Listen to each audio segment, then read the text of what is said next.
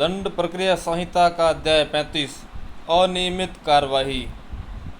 धारा 460 वे अनियमितताएं जो कार्रवाई को दूषित नहीं करती। यदि कोई मजिस्ट्रेट जो निम्नलिखित बातों में से किसी को करने के लिए विधि द्वारा सशक्त नहीं है, गलती से सद्भावपूर्वक उस बात को करता है, तो उसकी कार्रवाई को केवल इस आधार पर वह ऐसे सशक्त नहीं था अपास नहीं किया जाएगा, अर्थात धारा 94 के अधीन तलाशी वारंट जारी करना। किसी अपराध का अन्वेषण करने के लिए पुलिस को धारा 155 के अधीन आदेश देना।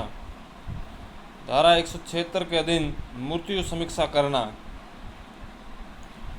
अपनी स्थानीय अधिकारिकता के अंदर कि उस व्यक्ति को जिसने ऐसी अधिकारिकता की सीमाओं के बाहर अपराध किया है पकड़ने के लिए धारा 187 के अधीन आदेशिका जारी करना। किसी अपराध का धारा 190 की उपधारा 1 खंड क या खंड ख के अधीन संज्ञान करना। किसी मामले को धारा 192 के उपधारा 2 के अधीन हवाले करना। धारा 306 के अधीन समाधान करना। धारा 410 के अधीन मामलों को वापस मंगाना, उसका स्वयं विचारण करना। धारा 458 या धारा 459 के अधीन संपत्ति का विक्रय। धारा 461 वे अनियमितताएं जो कार्रवाई को दूषित करती हैं। यदि कोई मजिस्ट्रेट जो निम्नलिखित बातों में से कोई बात विधि द्वारा इस नियमित सशक्त न होते हुए भी करता है तो उसकी कार्रवाई शून्य होगी, अर्थात संपत्ति को धारा 83 के अधीन कुर्क करना और उसका विक्रय। किसी डाक या तार प्राधिकारी की अभिरक्षा में किसी दस्तावेज, पार्सल या अन्य चीज़ के लिए तलाशी वारंट जारी करना। परिशांति कायम रखने के लिए प्रतिभूति की मांग करना। सदाचार के लिए प्रतिभूति की मांग करना। सदाचारी बने रहने के लिए विधि पूर्वक आबद्ध व्यक्ति को उन्मोचित करना। परिशांति कायम रखने के बंद पत्र को रद्द करना। भरण पोषण के लिए आदेश देना। स्थानीय न्यूसेंस के बारे में धारा 133 के अधीन आदेश देना। लोक न्यूसेंस की पुनरावृत्ति या उसे चालू रखने की धारा 143 के अधीन प्रतिषेध करना। अध्याय 10 के भाग ग या भाग ख के अधीन आदेश देना। अध्याय 10 के भाग ग या भाग घ के अधीन आदेश देना। किसी अपराध का धारा 190 की उपधारा 1 खंड ग के अधीन संज्ञान करना। किसी अपराधी का विचारण करना। किसी अपराधी का संक्षिप्त विचारण करना। किसी अन्य मजिस्ट्रेट द्वारा अभिलिखित कार्रवाई पर धारा 325 के अधीन दंडादेश पारित करना। अपील का विनिश्चय करना। कार्रवाई को धारा 397 के अधीन मंगाना अथवा धारा 446 के अधीन पारित आदेश का पुनरीक्षण करना। धारा 462 गलत स्थान में कार्रवाई। किसी दंड न्यायालय का कोई निष्कर्ष, दंडादेश या आदेश केवल इस आधार पर कि वह जांच, विचारण या अन्य कार्रवाई जिसके अनुक्रम में उस निष्कर्ष पर पहुंचा गया था या वह दंडादेश या आदेश पारित किया गया था, गलत सेशन खंड, जिला, उपखंड या अन्य स्थानीय क्षेत्र में हुई थी, उस दशा में ही अपास्त किया जाएगा जब यह प्रतीत होता है कि ऐसी गलती के कारण वस्तुतः न्याय नहीं हो पाएगा। धारा 463 धारा 164 या धारा 282 के उपबंधों का अनुपालन।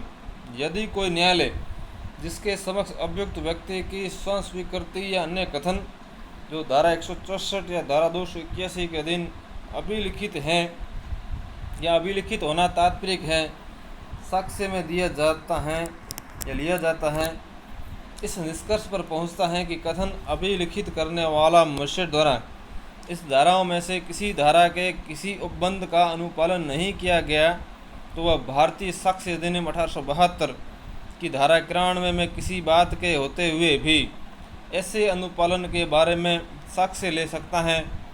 और यदि उसका यह समाधान हो जाता है कि ऐसे अनुपालन से अभियुक्त की गुणागुण विषय बातों पर अपनी प्रतिरक्षा करने में कोई हानि नहीं हुई है और उसने अभिलिखित कथन सम्यक रूप से किया था, तो ऐसे कथन को ग्रहण कर सकता है। इस धारा के उपबंध अपील, निर्देश और पुनरीक्षण न्यायालयों को लागू होते हैं। धारा 464 आरोप विचरित न करने या उसके अभाव या उसमें गलती का प्रभाव। किसी सक्षम अधिकारिकता वाले न्यायालय का कोई निष्कर्ष, दंडादेश या आदेश केवल इस आधार पर कि कोई आरोप विरचित नहीं किया गया अथवा इस आधार पर कि आरोप में कोई गलती, लोप या अनियमितता थी, जिसके अंतर्गत आरोप का कुसंयोजन भी है, उस दशा में अवधि मान्य समझा जाएगा। जब अपील, पुष्टिकरण या पुनरीक्षण न्यायालय की राय में उसके कारण वस्तुतः न्याय नहीं हो पाया है। यदि अपील, पुष्टिकरण या पुनरीक्षण न्यायालय की यह राय है कि वस्तुतः न्याय नहीं हो पाया है, तो वह आरोप विरचित न किए जाने वाली दशा में यह आदेश कर सकता है कि आरोप विरचित किया जाए और आरोप की विरचना के ठीक पश्चात से विचारण पुनः प्रारंभ किया जाए।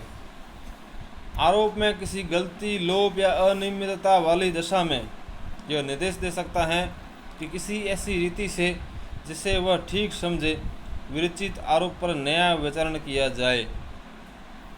परंतु यदि न्यायालय की राय है कि मामले के तथ्य ऐसे हैं कि साबित तथ्यों की बाबत अभियुक्त के विरुद्ध कोई विधि मान्य आरोप नहीं लगाया जा सकता, तो दोष सिद्धि को अभिखंडित कर देगा।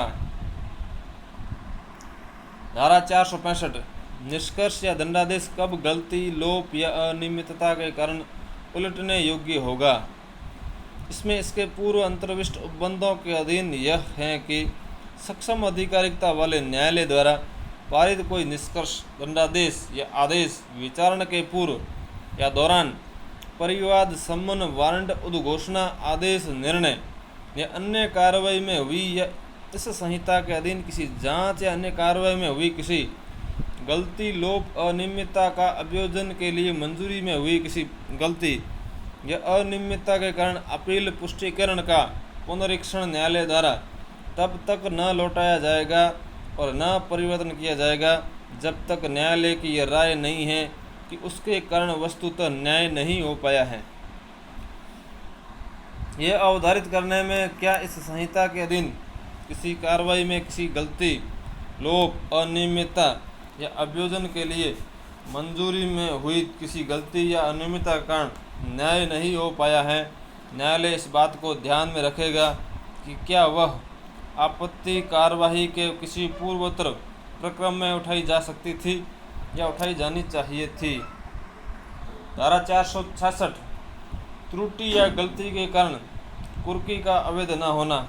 इस संहिता के अधीन की गई कोई कुर्की ऐसी किसी त्रुटि के कारण या प्ररूप के अभाव के कारण विधि विरुद्ध न समझी जाएगी जो सम्मन, दोष सिद्ध कुर्की की रिट या तत्संबंधी अन्य कार्रवाई में हुई है और न उससे करने वाला कोई व्यक्ति अतिचारी समझा जाएगा। अध्याय 35 समाप्त।